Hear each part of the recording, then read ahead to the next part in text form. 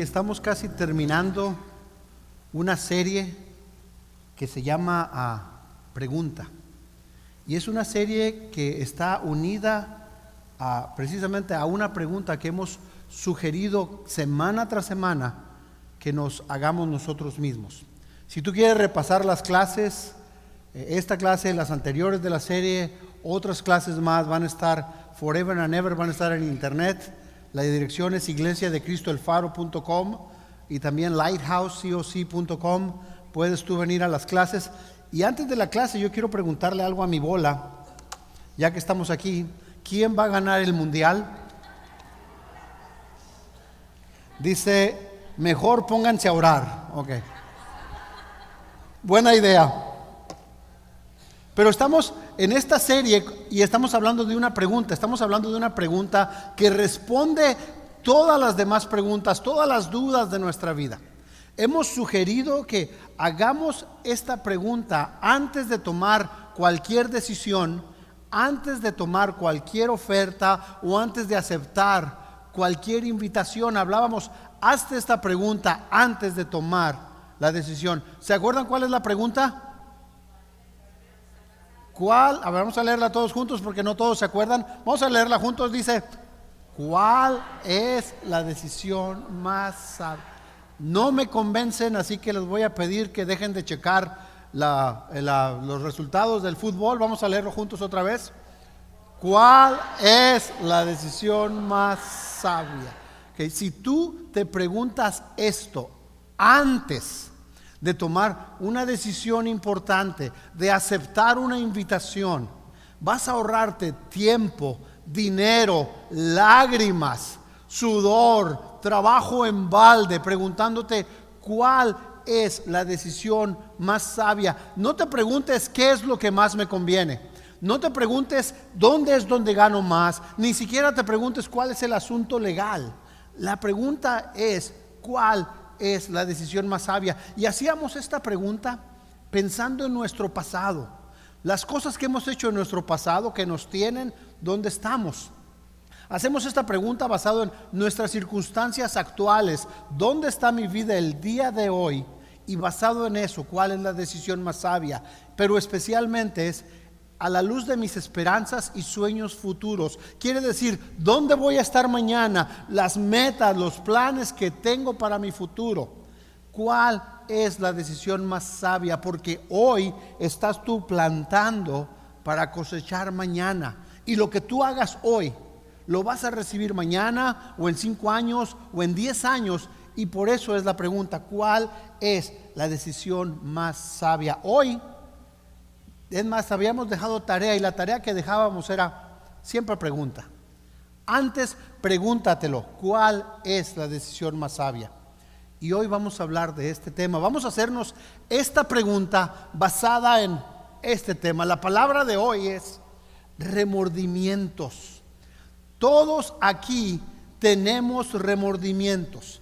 Muchos de nosotros, yo no sé si tú lo has pensado, yo lo he pensado, me gustaría tener la máquina del tiempo y regresar mi vida al pasado cuando hice algunas decisiones que no debería haber hecho. Me gustaría regresarla a febrero 23 de 1988 y a poder decir y hacerme esa pregunta, ¡hey! No hagas eso, ¿cuál es la decisión más sabia? Todos tenemos cosas que nos hubiera gustado no haber hecho y causan remordimientos en nuestra vida.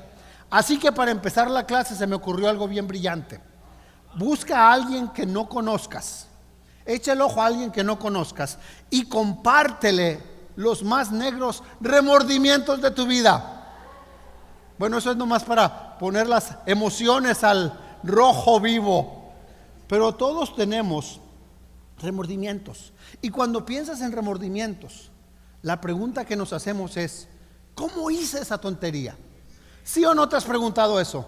¿Cómo fue que hice esa tontería? Debería haber sabido mejor, debería haberlo pensado más, debería haber escuchado el consejo, debería haberlo visto venir. ¿Cómo es que no me fijé en lo que estaba haciendo y pensé en la consecuencia que iba a venir a mi vida. Debería haberlo visto venir. Y sobre esta pregunta, debería haberlo visto venir. Tal vez tú no lo viste venir. Tal vez tú no pensaste en las consecuencias de lo que estabas haciendo. Pero yo creo que muy posiblemente alguien a tu lado, tal vez la esposa, tal vez la familia, alguien a tu lado lo vio venir. Y tal vez no te dijeron. Tal vez no te dijeron, tal vez no escuchaste. Te dijeron y no escuchaste. O tal vez no te advirtieron, no te dijeron nada. ¿Por qué crees que no te dirían nada? Tal vez sabían que no ibas a hacer caso. Estaban diciendo, oye, vamos a decirle que no haga eso. No, yo no le digo, dile tú. Bueno, vamos juntos a decirle que no vaya a hacer eso. No, esa persona no hace caso ni aunque le hagamos una manifestación en su casa. Ni aunque le hagamos un escándalo nos va a hacer caso. No nos va a escuchar si le decimos, no agarres ese trabajo, no te cases con esa persona, no hagas eso. No va a escuchar. Entonces, ¿para qué desperdiciar nuestro tiempo? Mejor no le decimos. Pero seguramente a alguien en las cosas más graves o en los remordimientos más grandes de nuestra vida, alguien lo vio venir. Y alguien te trató de decir y tal vez no escuchaste. Tal vez tu mamá te trató de decir en tono amoroso. ¿Ya ves cómo hablan las mamás? Hijito de mi vida, no lo hagas. Las mamás saben todo. Mis hijos creían que su mamá sabía todo. Pensaban que tenía un ojo en la nuca y podía ver todo. Tal vez tu papá te dijo en tono fuerte, hey, no hagas eso, mira lo que va a pasar. Y no escuchaste lo que te decían. Debería haberlo visto venir, pero no escuchaste o no te dijeron porque no escuchas. ¿Por qué será que muchas veces yo puedo ver venir los problemas a tu vida y tú no puedes verlos? Muchas veces yo puedo ver a dónde vas con lo que estás haciendo y ver las consecuencias, pero tú no puedes verlo. De igual manera, tú puedas ver las consecuencias de dónde va mi vida y yo no puedo verlo. Y tú puedas saber a dónde voy y yo no puedo verlo. ¿Por qué será eso? ¿Será tal vez que por esa misma razón Dios nos ha puesto juntos para ayudarnos? ¿Será tal vez que por eso Dios nos ha puesto juntos para prevenirnos y avisarnos de las consecuencias de lo que viene adelante? En Proverbios 12:15 dice, los necios creen que su propio camino es el correcto, pero a los sabios prestan atención a otros. Lo que yo creo es que la verdad ya no quisiera pasar por otra etapa de mi vida guardando remordimientos. Ya no quisiera continuar acumulando consecuencias por las malas decisiones que he hecho en mi vida. Pero a veces he tomado decisiones en el momento equivocado. ¿Por qué es que cuando estamos llenos de emociones no es el mejor momento para tomar decisiones? ¿Por qué es que cuando estás tan emocional no debes tomar decisiones? ¿Has escuchado la frase que dice no vayas al mercado cuando tienes hambre? Si has escuchado eso, ¿por qué te dicen eso? Porque te compras la vitamina T. Lo primero que echas en tu carrito es la vitamina T. Echas lo que vas a ocupar para hacer las tortas. Echas lo que vas a ocupar para hacer los tamales.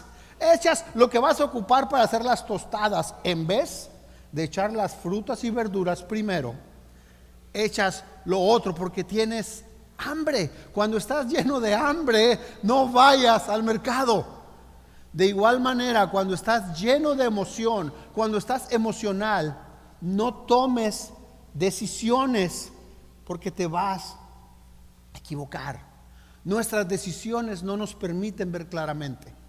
Lo que otros puedan ver, nuestras emociones no pueden verla. Cuando estamos emocionados, desesperados, frustrados, enojados, no sabemos qué hacer y dices, no sé qué hacer en esta situación, estoy desesperado, ya no encuentro la puerta, me siento como loco.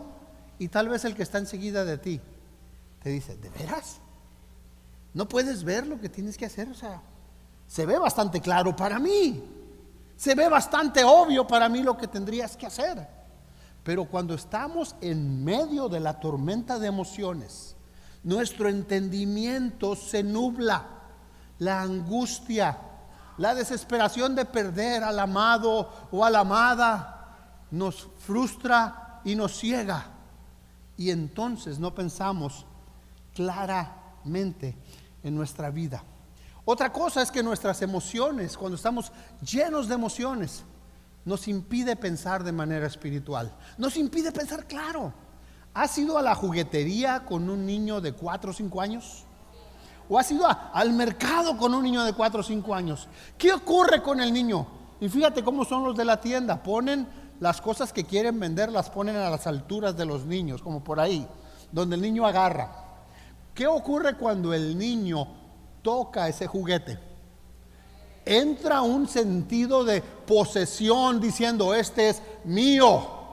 Y te empieza la canción: cómpramelo, cómpramelo, lo necesito, me urge, mi vida no es la misma sin este juguete, lo necesito desesperadamente, voy a morir si no lo tengo.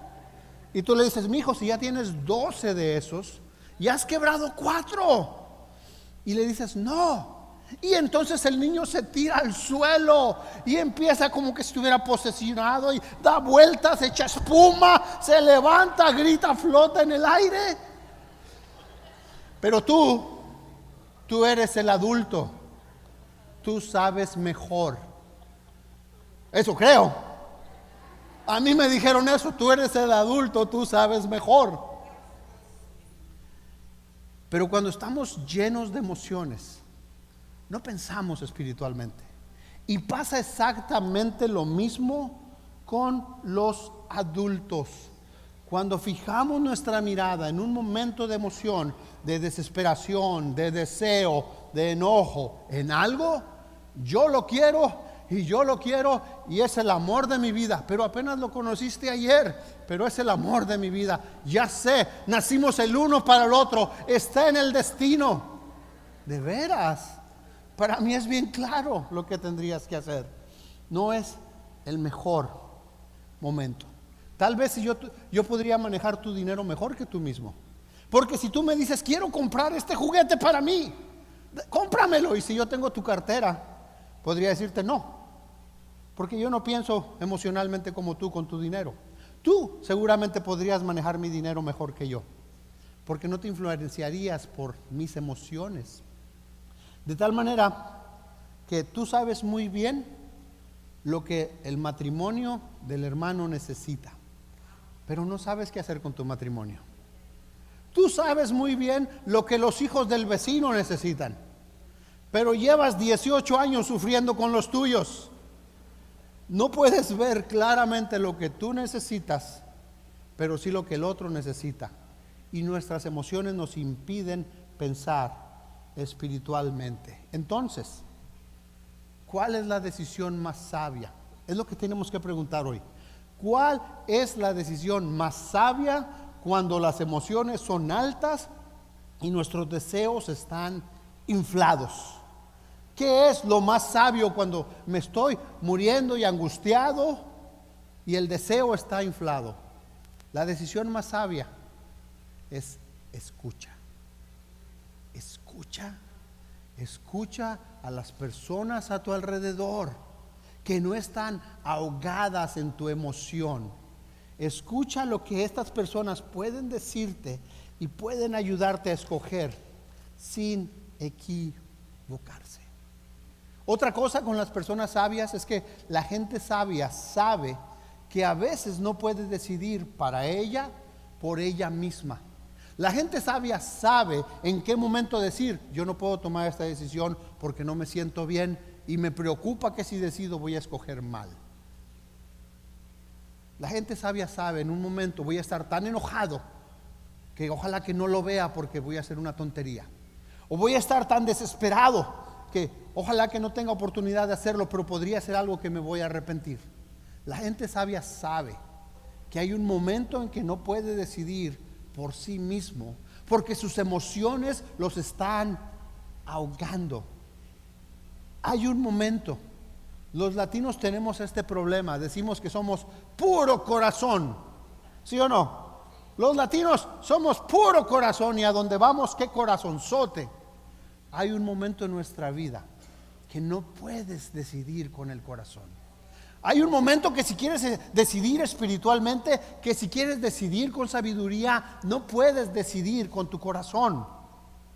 Porque Jeremías 17:9 dice: el corazón humano es lo más engañoso que hay y extremadamente perverso. ¿Quién realmente sabe qué tan malo es? Hay un momento en que no puedes y no debes decidir con tu corazón, porque te vas a arrepentir y vas a crear remordimientos grandes en tu vida. Hablando de cómo escoger, me encanta la palabra de Dios porque nos da la manera de poder escoger bien. Vamos a hablar hoy de Salomón. Salomón, el tercer rey de Israel. El hombre dice que no ha existido otro rey tan sabio como él. No ha habido otro hombre más sabio que él. Solo Jesús era más sabio que esta persona. Y Salomón recibió el don de la sabiduría. No tuvo que aprenderlo como tú y yo a golpes de cabeza. Para él fue dado en una noche, en un momento después de una oración. Fue un regalo de Dios. Y era tan sabio que su reputación creció a todos los reinos de alrededor. Fíjate en el libro de Reyes, Primera de Reyes 4:29, cuando está hablando de Salomón. Dios le dio a Salomón sabiduría e inteligencia extraordinarios. Eso me da envidia. Se me hace injusto, pero así lo hizo Dios. Y lo peor era que Salomón era un adolescente cuando recibió toda esta sabiduría e inteligencia. Yo tengo 45 y todavía sigo buscando esa sabiduría e inteligencia extraordinarios. Salomón lo recibió de Dios. Dice: sus conocimientos eran tan vastos como la arena que está a la orilla del mar. El versículo 31 dice: por eso la fama de Salomón se difundió por todas las naciones vecinas. Llegó a ser tan sabio que toda la gente sabía acerca de él. Versículo 34 dice: los reyes de todas las naciones del mundo que se enteraron de la sabiduría de Salomón enviaron a sus representantes para que lo escucharan. Todos estos reyes ponían sus problemas en una hoja de papel, las cosas que querían consejo, se la daban a su representante. El representante iba a Jerusalén, donde pasaba días o semanas o meses hasta que le tocara su turno para hablar con Salomón, por toda la sabiduría que este hombre tenía. Y lo más interesante es que tú y yo no tenemos que ir a buscar a Salomón, porque él escribió en la palabra de Dios la gran mayoría de su sabiduría. El libro de Proverbios, de Cantares, de Eclesiastés, Salomón escribió casi todo lo que él sabía de parte de Dios. Y ahora tú y yo lo podemos abrir, la palabra de Dios. Y es interesante que el hombre más sabio del mundo escribió más que nadie acerca de la importancia de pedir consejo. El hombre más inteligente del mundo escribió acerca de la necesidad que tenemos de involucrarnos unos en la vida de otros. Eso me parece increíble. Es como si un superdotado que aprendió a tocar el piano nada más con ver te dijera: tienes que ir a la escuela a estudiar piano. Pero si tú nunca fuiste a la escuela, hey, tú tienes que ir a la escuela a estudiar piano. Dando ese consejo. Y Salomón, el hombre más sabio, el que menos necesitaba consejo, decía: ve y busca opinión y consejo. En proverbios como este, Proverbios 9:9, Salomón decía: instruye al sabio y será más sabio. Increíble. Dice en el siguiente, Proverbios 1:5: el que es sabio e inteligente escucha y adquiere más sabiduría y más experiencia. Si le ponemos lo contrario, dijéramos: el necio y el tonto no escucha y no adquiere sabiduría y no adquiere experiencia. Básicamente lo contrario de eso. Siguiente proverbio, el proverbio que leímos hace un momento, dice: los necios creen que su propio camino es el correcto. Una persona necia es alguien que le preguntas: oye, ¿alguna vez has estado equivocado? Y la persona piensa: no, nunca. Y no está mintiendo. Él no se ha dado cuenta que ha estado equivocado. Él cree que siempre tiene la razón. Un necio siempre está correcto, siempre tiene la razón. Pero los sabios, dice, prestan atención a otros. Una persona sabia no es que esté desesperada o angustiada, pero sí entiende, necesito a otras personas en mi vida para guía, para ayuda, para dirección. Necesito que otros me enseñen cómo ser padre, cómo ser esposo, cómo ser hijo, cómo ser un hombre de provecho, cómo ser un hombre de Dios. Necesito que otros entren a mi vida y me ayuden y me enseñen. Lo que dice el proverbio. Dice en el proverbio 15:22, cuando no hay consulta, los planes fracasan. El éxito depende de los muchos consejeros. El éxito depende de los muchos consejeros. Qué importante es tener personas en nuestra vida que nos ayudan y a quienes escuchemos. Quiero compartirte una historia en la Biblia, en el libro de Hechos. Voy a leerla de mi Biblia. Si tienes tu Biblia, te animo a que la saques, la abras para ejercitar el músculo de los dedos que le cambia a los versículos. Pero el libro de Hechos, creo que la bola ya se descompuso.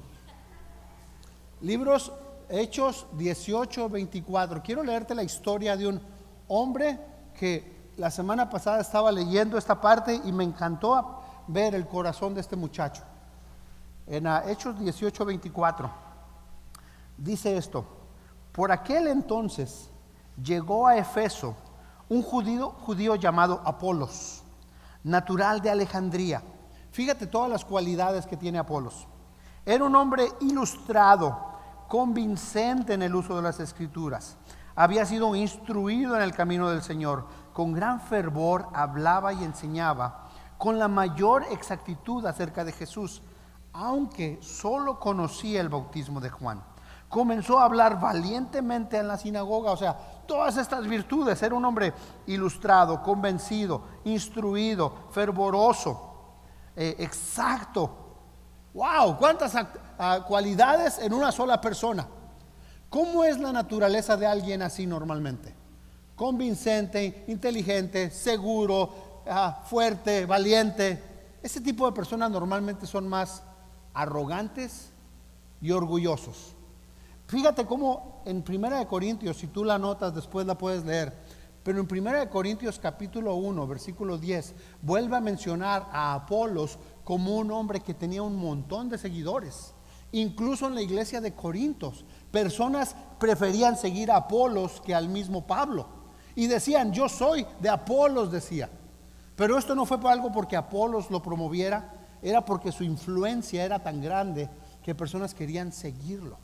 Y es fácil volverse arrogante cuando ocurren todas estas cosas en tu vida. Sin embargo, Apolos, cuando él predicaba y enseñaba, dice que su conocimiento estaba incompleto. Apolos dice que solo hablaba del bautismo de Juan. A Apolos le faltó la parte de aprender de la muerte y resurrección de Jesús, el bautismo de Jesús. Sin embargo, él se atrevía a ir e invitar y evangelizar y predicar lo poquito que sabía. Seguramente tú y yo a este punto sabemos más que Apolo, y me siento tan retado por eso, porque la fe de este hombre, el celo de este hombre por la palabra de Dios, aún sin saber tanto como tú y yo, era mucho más grande que el tuyo y el mío. Tal vez tú piensas que ¿qué puedes tú enseñar? ¿O qué puedes tú predicar? ¿O de qué puedes tú hablar? Lo único que te puedo decir es que tú sabes más que tus compañeros de trabajo, que tus vecinos y que muchos miembros de tu familia. La gente necesita escuchar lo que tú sabes. Aunque tú piensas que sabes poco, aunque Satanás te dice, eres un inútil, no tienes nada que compartir, no sabes nada, te aseguro que la gente a tu alrededor sabe menos que tú. Te aseguro también que Dios va a traer personas a tu vida y te va a hablar y te va a decir, invita a ese. Y tú vas a pensar, pero yo sé bien poquito, soy bien miedoso, me da pánico. Y tienes dos opciones. Una, te atreves a abrir los labios e invitarlo. O dos, hacer de cuenta que nadie te habló y te vas chiflando de ahí y te alejas y no escuchas al Espíritu de Dios diciéndote, tienes que hablarle a esa persona, porque lo que tú tienes puede marcar la diferencia en su matrimonio o su divorcio. Lo que tú tienes puede marcar la diferencia en la unidad de su familia o la destrucción de su familia. Y Dios va a traer personas a tu vida para que tú les hables. Y Satanás tal vez te diga, no puedes, no sabes, pero lo que tú sabes es algo que ellos necesitan. Escuché la historia de un instructor de paracaidismo. Este hombre en el ejército se había aventado del paracaídas alrededor de 20,000 veces. Y uno de los reclutas le preguntó, oiga, ¿cómo fue la primera vez que se aventó en paracaídas? Y el hombre le contestó, ¿sabes qué? Fue una emergencia, porque el avión donde íbamos perdió el control y se iba a estrellar. Y todos los que íbamos en el avión, si queríamos vivir, teníamos que aventarnos. No era opción. Y todos nos aventamos. Y descubrí, dice él, que me gustaba y que eso era para mí. Lo que te quiero decir es que no tienes opción más que compartir lo que Dios ha hecho y lo que tú sabes de Dios. Aunque tu conocimiento sea imperfecto o no sepas tanto como otros, aunque no seas alguien como que tú admiras, pero tú tienes algo que la gente necesita. Y en la misma manera que tú te atreves a compartirlo, fíjate lo que continúa pasando más adelante. Dice en el 26, comenzó a hablar valientemente en la sinagoga, valientemente. Al otro lado, Priscila y Aquila lo tomaron a su cargo y le explicaron con mayor precisión el camino de Dios. Este hombre valiente, decidido, determinado, educado, instruido, pudo poner atención a lo que esta pareja le decía. Priscila y Aquila eran líderes en la iglesia en Roma, y en el siglo I, alrededor del año 35, fueron expulsados de la iglesia por el emperador y fueron a Corintio y ahí se quedaron. Y cuando vieron hablar a Apolos, la manera que hablaba, corrieron el riesgo, a ver si me escucha, tiene demasiadas cualidades, a ver si escucha. Y le enseñaron el camino de Jesús y la resurrección y el bautismo de Jesús. ¿Qué fue lo que hizo este hombre? ¿Cómo crees que reaccionó? ¿Tú crees que dijo, no me interesa, yo sé más, que no ven cómo yo soy y mírense ustedes? Él decidió poner oídos a lo que la pareja le decía. Y en el versículo 27 dice, como Apolos quería pasar a Acaya, los hermanos lo animaron y les escribieron a los discípulos de allá para que lo recibieran. Cuando Priscila y Aquila hablaron con Apolos, la manera que él reaccionó a recibir ayuda y aprender de otros hizo que ellos escribieran una carta de recomendación. Y esa carta el hombre la iba a llevar a cada iglesia que visitara como presentación diciendo, mira, este es de los hermanos de Corinto.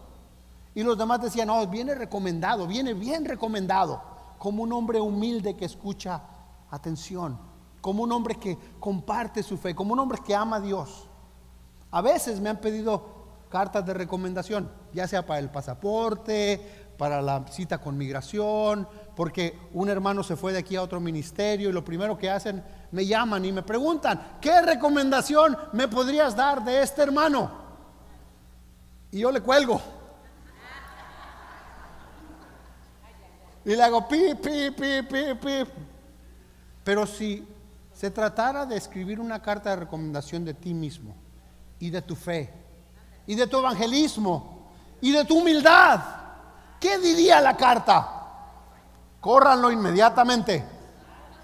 O diría, wow, qué tremendo ejemplo de un hombre y una mujer humilde. Qué gran y tremendo ejemplo de un hombre que comparte su fe y ama a los perdidos. ¿Diría algo así tu carta? O diría, ¿sabes qué? Tiene su cabeza en las nubes. ¿Sabes qué? Buena suerte con él allá. Que Dios los bendiga a ti y a él. A veces han sido para trabajos. Y cuando tú conoces a la persona que te tienes que recomendar, dices, ay Dios, ¿qué digo? Y digo nomás, ¿sabes qué? Es un hijo de Dios. Ok, y espero que eso haga el trabajo. Pero estos hombres le dieron la carta de recomendación por su amor a los perdidos. Hermanos, esto es un área que tú y yo necesitamos crecer. Necesitamos regresar a amar a los perdidos. Necesitamos regresar a ser usados y vivir el propósito de Dios. Te decía hace unas semanas, el Espíritu de Dios no entra en alguien que no quiere ser usado por Él. No va a venir a tu vida si no tú no eres usado por Dios. Y así como te habla a veces y te dice, ve e invita a esta persona. Si tú te la llevas diciendo no, no y no, ¿sabes qué va a ocurrir? El Espíritu de Dios va a dejar de hablarte y se va a ir a buscar a alguien que sí escuche, y te va a abandonar y ni siquiera te vas a dar cuenta, y ni siquiera vas a enterarte. Ya no tengo el Espíritu de Dios en mi vida porque ha dejado de hablarme. Cuidado con eso, porque el corazón se pone duro. El Espíritu de Dios es como la corriente eléctrica que solo entra en un cuerpo que le va a dar salida. Y así es con nosotros en nuestra vida. Viene y te dice, invítalo, háblale. Yo te quiero pedir, no apagues la voz del Espíritu, no entristezcas el Espíritu. Cada vez que te diga, invita a alguien, salte de la fila del mercado, salte de la fila del cine, salte de la fila del beauty salón donde andas, pero ve e invita. No te des la vuelta, no te vayas chiflando, no le des más recio al carro. Escucha el Espíritu de Dios para que continúe hablándote. Y por la humildad de este hombre, continuó leyendo la historia, dice, cuando llegó, ayudó a quienes por la gracia habían creído, pues refutaba vigorosamente en público a los judíos, demostrando por las escrituras que Jesús era el Mesías. Su conocimiento y su sabiduría, cuando decidió escuchar a Aquila y a Priscila, creció y se levantó muchísimo más, y ahora era mejor herramienta para Dios y para su causa.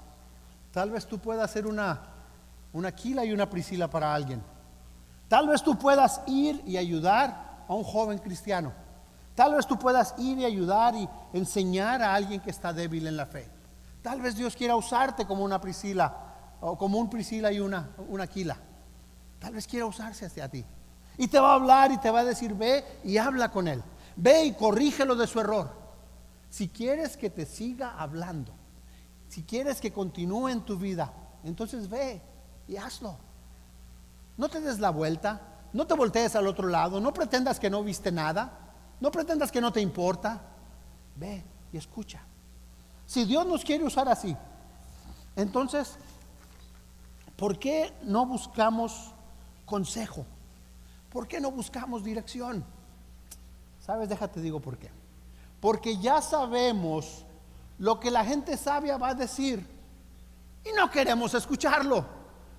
Ya sé, ahí viene ahí viene esta, y ya sé lo que va a decir, y no me importa, y no me interesa, y ojalá que no me diga nada.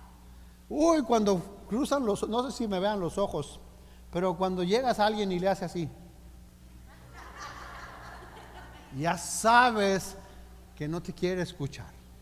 Ya sabemos lo que la gente sabia, ya sé el consejo que me va a dar, y no queremos escucharlo.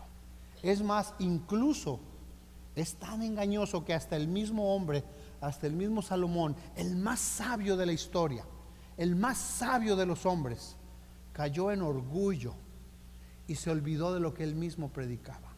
¿Qué tan fácil es darle la espalda a lo que sabes y caminar hacia el otro lado? Y Salomón lo hizo. Se volvió arrogante y orgulloso y pensó, no ocupo consejo. El que antes hablaba de consejo, lo dejó. Destruyó su pueblo, destruyó su reino, destruyó su ejército, y el reino después de él se partió en dos. Y él, por su arrogancia y por su necedad, lo destruyó. ¿Qué es una persona necia?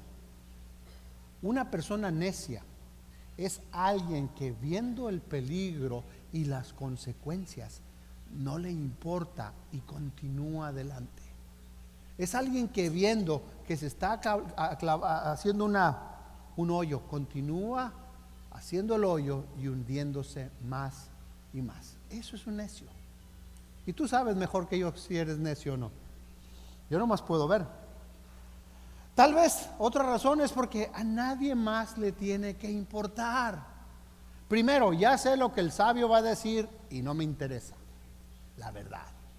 O la otra cosa es, a nadie le importa, es mi vida, es mi destino, es mi dinero, es mi trabajo, es mi carrera. ¿Qué les importa? Si quieren, oren por mí, pero no se metan conmigo. Si quieren, ay, orarás por mí, pero déjame en paz. No, no te importa lo que a mí me ocurre en la vida. Sí. ¿Cómo se llama eso? Cuando alguien te dice a ti, no te importa, es mi vida. ¿Cómo se llama eso? El Antiguo Testamento y el Nuevo Testamento lo llaman de la misma manera. Y le llaman así: orgullo. Así le llaman tanto el Nuevo como el Antiguo, le dicen orgullo. No necesito que nadie me diga nada. No necesito que nadie se meta conmigo. No necesito que anden con consejos. Yo tengo mucha experiencia, ya tengo 17 años. El problema es que cuando llegas a los 17 tienes la misma mentalidad a los 27 o a los 37 y a los 47 y a los 57 y 67 y 77 y 87. ¿Alguien aquí de más de 87? Todavía me quedo. Y es la misma actitud de ¿qué les importa? Otra cosa que ocurre es que somos orgullosos por dos razones. Una, el éxito nos intoxica. Cuando triunfamos en algo, ¿sí o no se te sube a la cabeza? Qué bueno soy para jugar canicas. Soy el mejor de mi barrio. Cuando algo te sale bien, se infla uno como pavo real. Ves a los hombres de negocios y la mayoría de ellos son un montón de arrogantes. Cuando llega un hombre de negocios, una persona que ha triunfado en la vida a un lugar, ¿sí? Se siente su arrogancia. El éxito nos intoxica. Es más, cuando hay un rico en un lugar. ¿Algún rico por aquí? Okay. ¿Sí o no? El rico es el más guapo. El dinero te hace guapo. El carro te hace bonito. Si tienes dinero y carro, eres hermoso. Pero el rico, el dinero. O cuenta un chiste a una persona exitosa y es el más gracioso de todos. Qué chistoso es este señor. Cuando da un consejo, todos estamos, wow, qué increíble consejo. El éxito se nos sube a la cabeza y nos intoxica.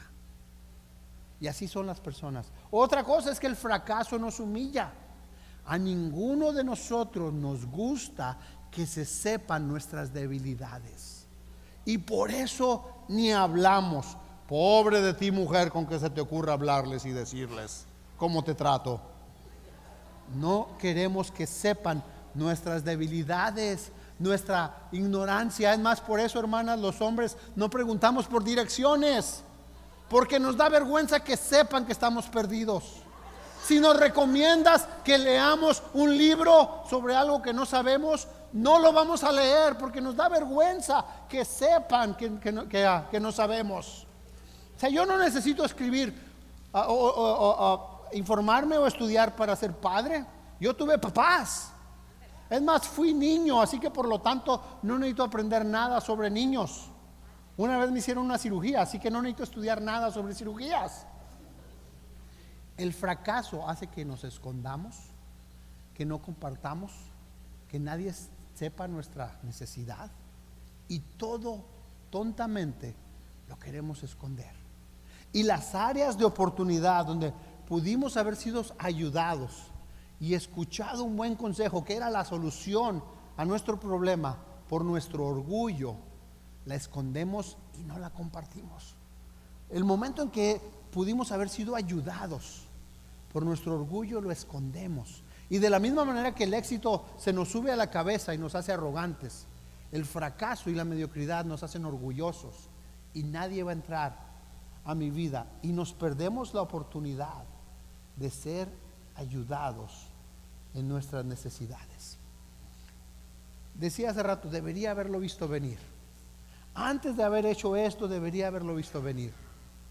Tal vez alguien puede ver lo que tú no puedes ver. Tal vez alguien a tu lado pueda ayudarte a tomar una decisión en algo que tú no puedas ver. Debería haberlo visto venir, pero tal vez alguien a tu lado puede ver lo que tú pretendes no ver. Lo que tú no quieres ver es tan obvio que si tú te vas por ahí, te vas a caer. Es tan obvio que si te vas con él, es tan obvio que si tomas ese trabajo, es tan obvio que si dejas de orar, dejas de leer tu Biblia, dejas de venir a la iglesia, es tan obvio que si haces esto, pero no queremos verlo o pretendemos no verlo. Y es cuando alguien a nuestro lado puede ayudarnos a verlo. Entonces, para terminar, a la luz de mis experiencias pasadas, mis circunstancias actuales, mis esperanzas y sueños futuros, ¿cuál es la decisión más sabia? La decisión más sabia es: escucha. Escucha a la gente que Dios ha puesto a tu alrededor para hablarte y ayudarte, para dirigirte en momentos en que no debes tomar decisiones. Porque si tú rechazas y no escuchas a la gente a tu alrededor, estás rechazando y no escuchando a Dios mismo, que los envió y los trajo a tu vida. Si quieres un futuro sin remordimientos, si quieres por fin entrar a una etapa de tu vida sin remordimientos, sin dolor, reduciendo las lágrimas, reduciendo el daño que has hecho, entonces escucha. Vamos a orar. Padre Todopoderoso, quiero dar gracias otra vez, mi Dios, por tu iglesia, porque fuimos diseñados para vivir en comunidad, Dios. Fuimos diseñados, Dios, para necesitar uno al otro. Que no haya ningún arrogante y orgulloso aquí que no reconozca su necesidad de otras personas. Señor, que los fracasos o el orgullo no nos impidan de buscar la ayuda que necesitamos para nuestra vida, nuestra familia, nuestra vida espiritual, Dios. Permítenos, por favor, acercarnos a ti, estar junto a ti, mi Dios. Agradecemos, Señor, tu amor. Agradecemos la salvación que das. Agradecemos, Dios, por la vida eterna, Dios, que has puesto en Jesús. Gracias por la palabra, tu palabra, Dios, que nos puede evitar lágrimas, nos puede evitar dolor, puede salvar nuestra vida y nuestra familia, Señor. Puede ayudarnos a guiar a nuestros hijos. Pido, Dios, que nos escuchemos uno al otro y nos atrevamos a hablar uno al otro. Nos atrevamos a ser como Priscila y Aquila, que se atrevieron a ir y alcanzar y hablar con alguien que tenía una necesidad en ese momento. Y que seamos como Apolos, que escuchamos. Cuando alguien viene a decirnos, escuchamos. Y que podamos amar, Dios, a los perdidos, a la gente que no te conoce. Que podamos llevar el mensaje que tenemos, Señor, porque para eso nos has llamado, para eso nos has enviado. Gracias, mi Padre, en el nombre de Jesús. Amén. Gracias.